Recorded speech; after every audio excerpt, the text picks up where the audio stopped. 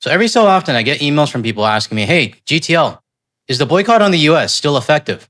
Because we don't hear it from the news very much these days. Well, I'm not going to give you a yes or no answer, but I am going to read out a US business owner's story, and that'll tell you. I also have a statement from a tourism CEO south of the border, and that will also tell you the pain they're feeling. But not only that, I also have a hotel owner, and he's going to tell you how empty his parking lot is. But last but not least, and probably the best, at the end, I'm going to show an Orange Guy voter, and she's basically saying, hey, this isn't what I voted for, blah, blah, blah. So I'd rather tell everybody these stories instead of me just saying, yep, the boycott's working. Because hearing these stories from the business owners and tourism officials just south of the border holds a lot more impact. And to be honest, it's a little bit more satisfying than me just saying yes.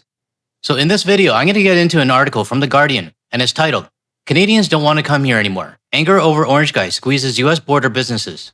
Aw, thoughts and prayers, I guess.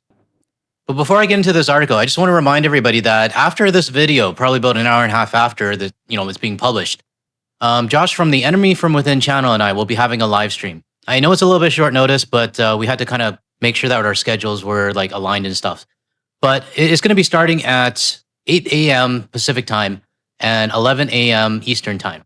Now, one of our viewers informed me that I got the London time wrong. So I guess because daylight savings just happened, it's actually starting at 4 p.m. if you're in London. So just take note of that. So I hope to see you all there because Josh and I have a lot to talk about. All right, let's get back to this article. Now, I'm not going to read the whole thing out. I'm just going to take key points from here and there.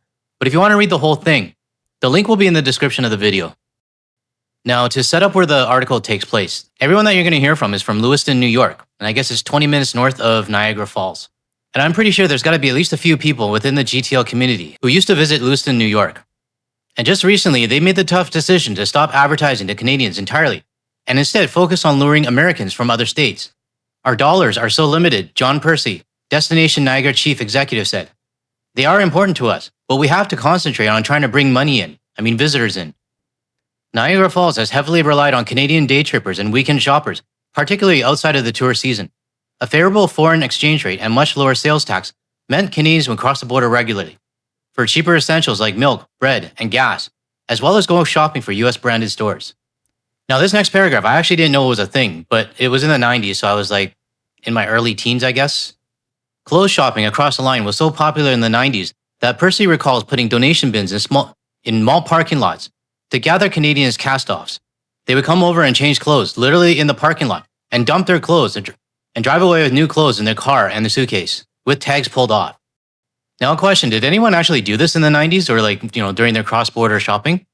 I've thought about doing this whenever I went to the Seattle premium outlets and stuff, but I just didn't feel right coming back into Canada and, wearing the clothes that I just bought and lying. I just made sure that we were under the amount for the amount of people that were in our car. And to be honest, it actually helped me in terms of not spending too much. But it sounds like those were the good old days for the US businesses. I mean, they would just automatically expect that Canadians would come down. But this next person named Frank Strangio, hotel owner and president of the Niagara Falls Hotel and Motel Association, he tells a different story in 2026. But let me read this part out to you. But that has all changed. A stronger US dollar and rising inflation stateside meant Canadians were already cutting back on the cross-border spending. Orange Guy's aggressive anti-Canadian rhetoric and trade policies were the final straw. They're not coming anymore, Strangio said. You're now seeing boarded up stores. What I'm afraid of is that big huge mall in the middle that is part of our tax base is shut down. And that's a trickle effect, Strangio said, noting that he has to hire fewer hotel staff in the off-season due to a drop in Canadian visits. He then goes on to talk about how good it was in the past. Let me read this part out. That shopping for voir continued in the 2010s, with the local fashion outlets having to expand in response to Canadian demand. You go in the parking lot, and you would think you were in Ontario because every single license plate was a Canadian plate. And it was the same with our hotels. They would come over, spend the weekend, get a room, spend the night, go for dinner, go shopping, and it was great. And then they'd go home. Sounds like me in Seattle, except add going to a nightclub and a Mariners game. But it sounds like this hotel owner didn't realize what he had until it was gone. I think there's a song that sounds like that. But you can bet that Frank is probably wishing and hoping that he sees Ontario license plates at his hotel again. Now, before I move on to the next case study, I would like to give a shout out to Deke from the Kootenays, who sent in this photo from Pinery Provincial Park in Ontario. And I really wanted to show this one because Deke mentioned in his email that his dog Moya passed away 3 years ago. Well, Deke, Moya is going to be forever on the internet in my video. And I'm happy to share a memory of Moya with the rest of the community. Thank you for sending this over, and Moya looked like a great puppy. Okay, so getting back to the case studies out of Lewiston, New York. This next one is from Amy Lauren, who owns a dessert shop in Lewiston. And the article says, angered by the Orange Guys' hefty tariffs and annexation threats, and compounded by fears of border detention and immigration customs enforcement crackdowns, the Canadians have stayed away, refusing to spend their hard-earned dollars in local border towns like Lewiston.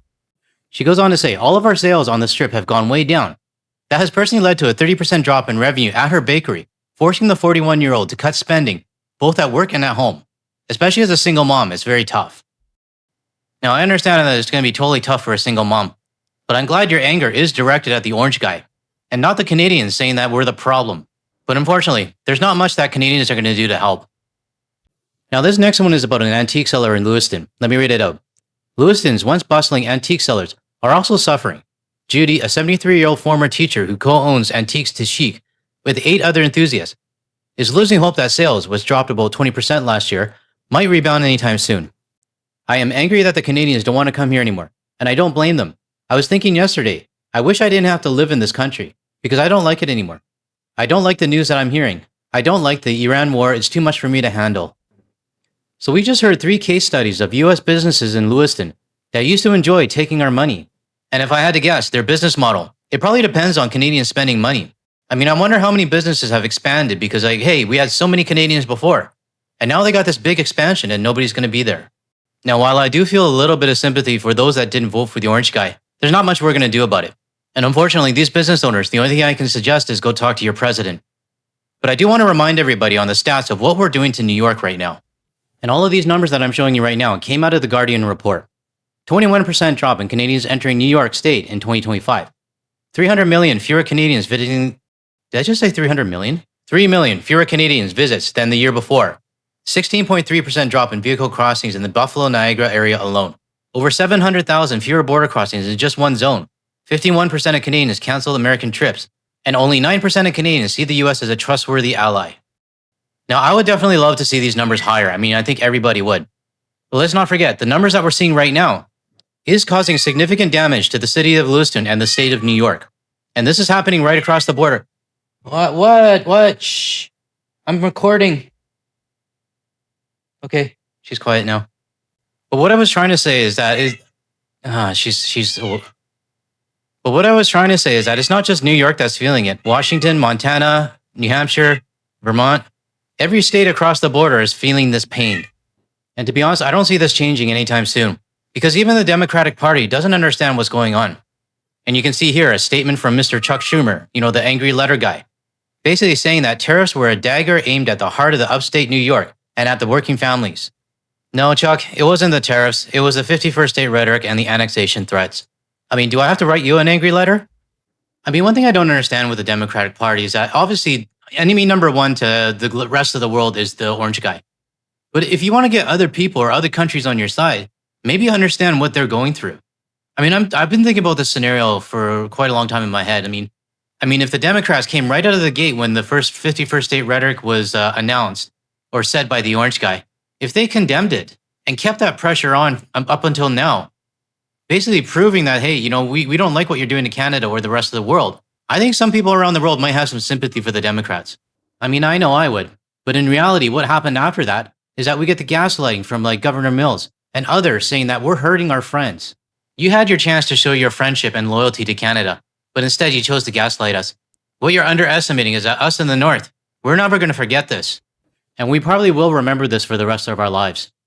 Now, the article does talk about miscellaneous things like the Buffalo Bills and taxes and things like that. But I'm not going to go into those. So I really wanted to just point out the case studies. But this article did talk to an Orange Guy supporter. And let me read out this small paragraph.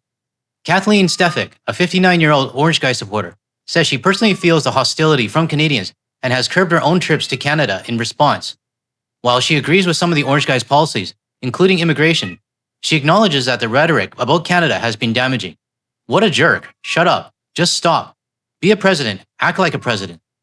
Now let me ask the audience, what do you feel when you hear this statement from an Orange Guy supporter? For me, I feel like she has no right to say any of this because she's part of the problem. And curbing your own trips to Canada? I'm fine with that. We don't actually want you in our country. But you have to imagine that some of these people like Kathleen are probably owning some of these businesses that we used to go to just across the border. And for me, I wouldn't want to support them anymore. So to anyone that was emailing me or DMing me asking me, hey, does this boycott still have steam? I hope what I showed you today proves that it's still working. And as proof to show that they are panicking, this is a quote from John Percy, the Destination Niagara chief executive. Every bit of market share that we lose internationally takes us many more years to regain. So at least for me, I kind of sense the panic in his statement. So the only thing I can really say is go talk to your president. So my best advice is just to remember that if it's not in the news, like I'm talking about the boycott stuff or whatever else, doesn't mean it's not happening anymore. In fact, the damage is building more and more as each day passes. And it exponentiates every time the orange guy opens his mouth. I mean, for me, it's not just about the orange guy anymore. There's a bigger problem at hand here, and both parties are responsible. But not only the parties, but the supporters on both sides as well. For me, I'm going to be very selective in terms of who I'm supporting moving forward. And one of those people I'm supporting is my good friend Josh, who I will be jumping onto a live stream later on. So I hope to see you all there, and we're going to have a lot to talk about. If you found any value in anything I said today, or you want to hear more from a Canadian and international point of view, or you want to hear more of my cat, make sure you hit the like and subscribe button below. That way you're notified of my future videos. And if you want to see more of my videos, check out the ones that'll show up on your screen shortly. Thanks everyone. I'll catch you in the next one.